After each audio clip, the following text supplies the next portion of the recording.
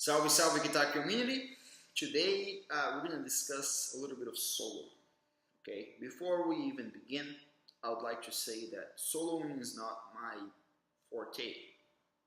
I'm more of a classical guitar player. I play a lot of the Brazilian style. However, if you'd like to be a guitarist, professional one, you must understand a little bit of everything. Okay, so we're going to focus on the third. What is the third? You have the root, the third, and the fifth. So we're talking about the second note of a chord. And we're going to discuss of how knowing where the third is and playing that note throughout your solos. For example, we're going to use blues. It's quite helpful. Okay, so with no further ado, let's go on a journey together. So, step one, think about a chord. Let's take C7, something that you're definitely going to use in the blues. If you're playing C blues, obviously. Or C7 has four notes: C, E, G, and B flat. Which one's the third? E, the second note of the chord. So in other words, this one, here's an E, here's an E, here's another E, here's another E, let's see, there's another one here, another one here, and so on. What I would like you to do, you will look for all the possible E's in the guitar, and the fretboard that I'm putting above on the chart should help you identify that. Okay, so find all the E's. Let's do this shape of the C7 chord, and you have the E right here. Notice that I'm avoiding to play the G that's in the first string. Leave that for color whenever you need so. If you go to F using the same shape, which is right here, the third of F, which is A, should be right here. And if you go up a whole step, so you're going up to G7, the third of G7 should be right here as well, which is B. So you have E, A, and G. I'm talking about the third. Make no mistake. The chord itself, this is C7, and the third is E. The chord is F7, and the note that we're looking for is A. And here the chord is G7, and the note you're looking for here is B. Okay? So please find that note if possible, and we'll go from there. Okay, so what we're gonna do now, shortly, I'll be playing a backing track of C blues, slow blues, and first I'll start comping. So I'll use the shapes that you see the pictures. So.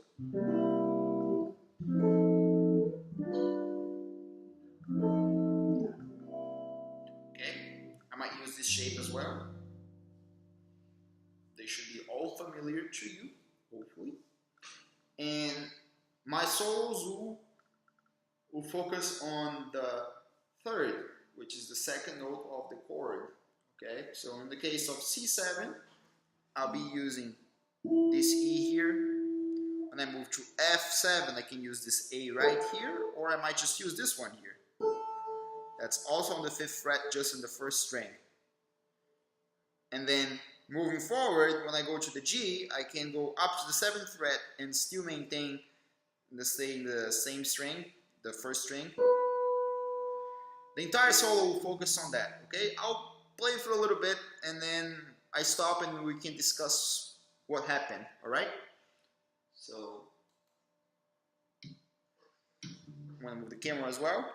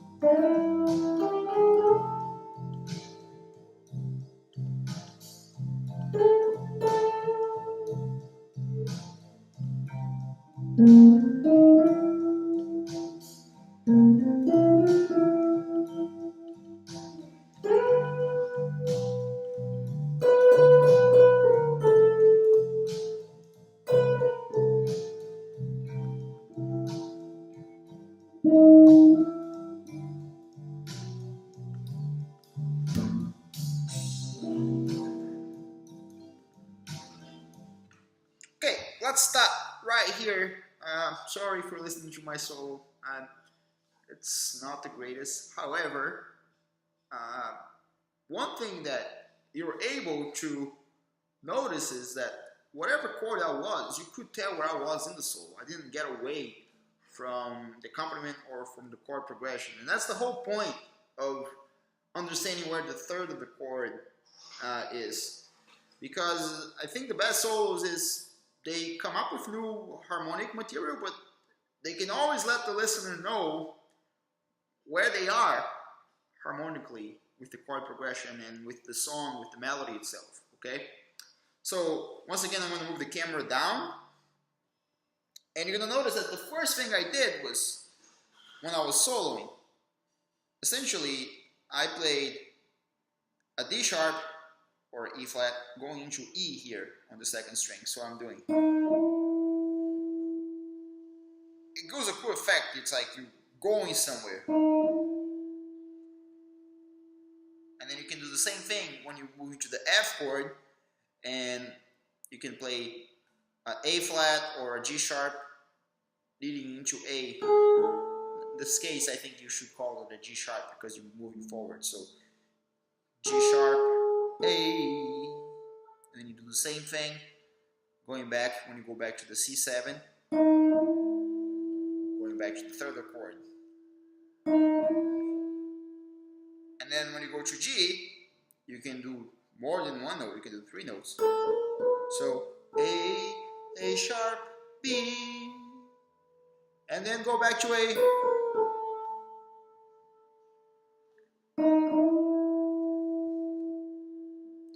Then you can start playing with it a little bit. I think the second time around the lick was like.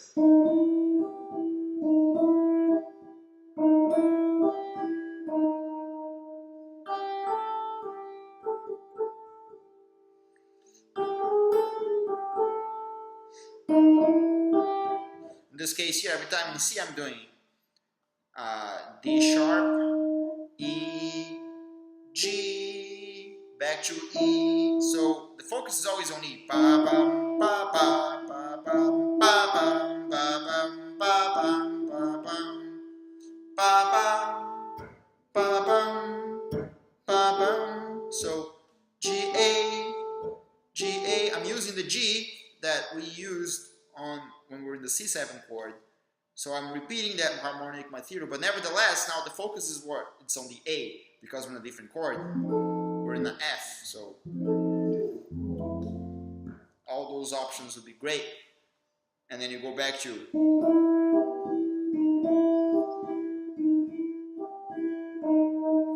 this time though, because I emphasized the D sharp so many times,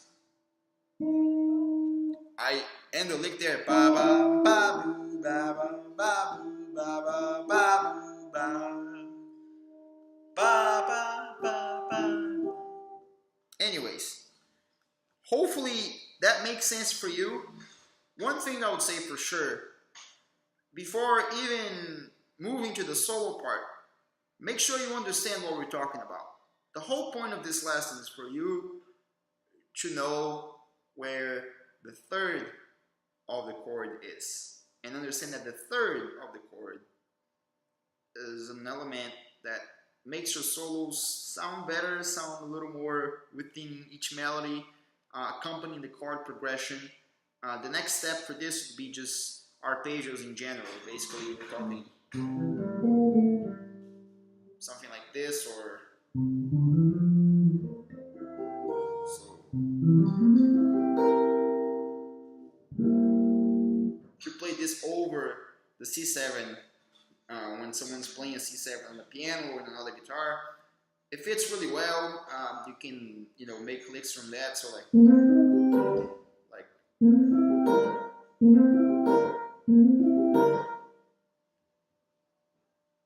so on. Okay, so practice. I hope that the video made sense. First of all, like I said earlier, I think that understanding being a well-rounded guitarist is helpful. Working on soloing is something that I'm doing myself right now. If I have X amount of hours to play guitar every week, I'm trying to dedicate at least a third of those hours to getting better at soloing. And from my own experience, good thing is find a backing track on YouTube. There's tons of those. Choose a slow one. When you feel confident, choose a different one. Change keys. Do not stay, playing in C, I always use C as an example because it's easy to explain, but stay away from C. Go to other keys. Go to B flat. If you like jazz, jazz blues is different. You have more chords, okay? I'm trying to make things somewhat simple here. But what I discussed about the third of each chord is really important. And it's confusing because the third of each chord is actually the second note of each chord, the way you look at it, if you're thinking root, third, fifth, and then seventh, okay? If you have any questions, please do not hesitate to contact me. Otherwise, stay flame, and I'll see you in the next lesson. Ciao.